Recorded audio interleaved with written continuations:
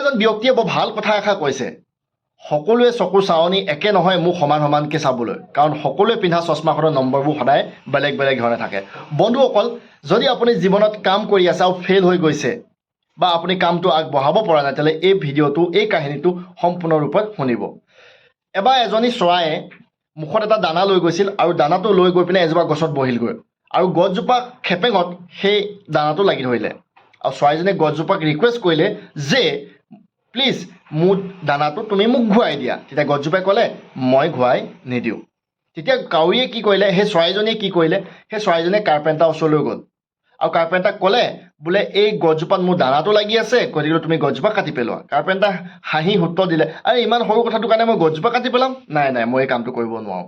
আৰু তেতিয়া চৰাইজনীয়ে কি কৰিলে, চৰাইজনীয়ে ৰজাৰ ওচৰলৈ গ'ল আৰু ৰজাক ক'লেগৈ বোলে স্বৰ্গদেউ স্বৰ্গদেউ, মোৰ এই কাৰ্পেণ্টাৰটোক আপুনি শাস্তি দিয়ক, কাৰণ কি কাৰণে ই গছজোপা নাকাটিলে আৰু মই যিটো কাহিনী আছিলে সেই কাহিনীটো ক'লে। স্বৰ্গদেউ ক'লে ইমান সৰু কথাটোৰ কাৰণে মই ইয়াক শাস্তি দিম? নাই, এইটো মই কৰিব নোৱাৰোঁ। তেতিয়া আকৌ সেই চৰাইজনীয়ে কি কৰিলে, তেতিয়া হাতী মাউতৰ ওচৰলৈ গ'ল। হাতী মাউতক ক'লেগৈ বোলে তুমি কাইলৈ যেতিয়া ৰজা চিকাৰলৈ যাব, তুমি এটা কাম কৰিবা, ৰজাক তুমি গিয়াই দিবা। তেতিয়া মাউতে সুধিলে কিয় গিয়াই দিম? তেতিয়া সকলো কাহিনী কোৱাৰ পিছত চৰাইজনীক ক'লে মাউতে, নাই নাই, ইমান সৰু কথাটোৰ কাৰণে মই গিয়াব নোৱাৰোঁ। তেতিয়া হাঁহি হাঁহি তাইক তাৰ পৰা খেদি দিলে। তাৰ অলপ পিছত কি কৰিলে, হাতীটোৰ ওচৰলৈ গ'ল আৰু হাতীটোৰ ওচৰলৈ যোৱাৰ পিছত হাতীটোক ক'লে বোলে তুমি মাউতক কাইলৈ গিয়াই দিবা। আৰু যেতিয়া হাতীটোৱে সুধিলে কি কাৰণে, আৰু চৰাইজনীয়ে সকলো কাহিনী যেতিয়া ক'লে, তেতিয়া হাতীটোৱে ক'লে বোলে মই এই কামটো তোমাক কৰিব নোৱাৰোঁ।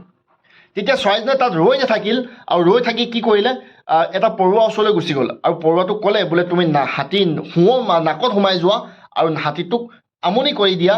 আৰু কিয় এনেকুৱা কৰিব লাগে বুলি পৰুৱাটোৱে সোধাত পৰুৱাটোক সি উত্তৰ দিলে যে সকলো কাহিনীটো বিৱৰি ক'লে এনেকুৱা এনেকুৱা কাহিনী হ'ল। পৰুৱাটোৱে ক'লে ইমান সৰু কথাটোৰ কাৰণে মই এইখিনি কাম কৰিব নোৱাৰোঁ, গতিকে তুমি ইয়াৰ পৰা গুচি যোৱা। তেতিয়া সেই সাধাৰণ কাউৰীটোৱে, ৰিকুৱেষ্ট কৰি থকা কাউৰীটো কি হ'ল, এটা ৰুদ্ৰ ৰূপ লৈ গ'ল আৰু ৰুদ্ৰ ৰূপ লৈ সি পৰুৱাটোক ক'লে মই গছজোপাক কাটিব নোৱাৰোঁ, মই কাৰ্পেণ্টাৰক শাস্তি দিব নোৱাৰোঁ, ৰজাক মাৰিব নোৱাৰোঁ, হাতীক মাৰিব নোৱাৰোঁ, মাউতক মাৰিব নোৱাৰোঁ, কোনো কথা নাই, কিন্তু তোমাক মোৰ দাঁতৰ মাজত লৈ দুটুকুৰা কৰি দিব পাৰোঁ। যদি তুমি নোযোৱা তেতিয়াহ'লে মই এতিয়াই তোমাক দুটুকুৰা কৰিবৰ কাৰণে ৰেডি আছোঁ। তেতিয়া সেই কথাটো শুনি পৰুৱাটোৱে ভয় খাই হাতীটোৰ ওচৰলৈ গ'ল আৰু হাতীটোৱে ভয় খাই পিনে মাউতৰ ওচৰলৈ গ'ল, মাউতে ভয় খাই ৰজাৰ ওচৰলৈ গ'ল আৰু ৰজাই ভয় খাই কাৰ্পেণ্টাৰক শাস্তি দিলে আৰু কাৰ্পেণ্টাৰে শাস্তি দিম বুলি কোৱাৰ কাৰণে গছজোপা সি কাটিবৰ কাৰণে ৰেডি হৈছিলে আৰু গছজোপা নেকাটি গছজোপা শেষত সেই তাৰ যিটো আহাৰ আছিলে তাক ঘূৰাই দিলে। এতিয়া বন্ধুসকল, কাহিনীটোৰ পৰা আমি কি শিকিলোঁ? কাহিনীটোৰ পৰা আমি শিকিলোঁ যে জীৱনত হাৰ মানি থমকি যদি কিবা কাম কৰি আছে ৰৈ নাযাব, চেষ্টা কৰি থাকক আৰু যেতিয়া আপুনি চেষ্টা কৰি থাকিব, লাগি থাকিব, আপোনাৰ ৰাস্তা নিশ্চয় ওলাব। গতিকেলৈ নিজৰ জোচ, নিজৰ জুনুন আৰু নিজৰ হোচ ৰাখি কাম কৰক আৰু ছাকচেছফুল হওক। বন্ধুসকল, ভিডিঅ'টো শেষলৈকে চোৱাৰ কাৰণে বহুত বহুত ধন্যবাদ। যদি পেজটোত নতুন ফ'ল' কৰি দিব আৰু ইউটিউব চেনেলটোত যদি নতুন ছাবস্ক্ৰাইব কৰিব বুলি আশা ৰাখিলোঁ। Thank you so' much.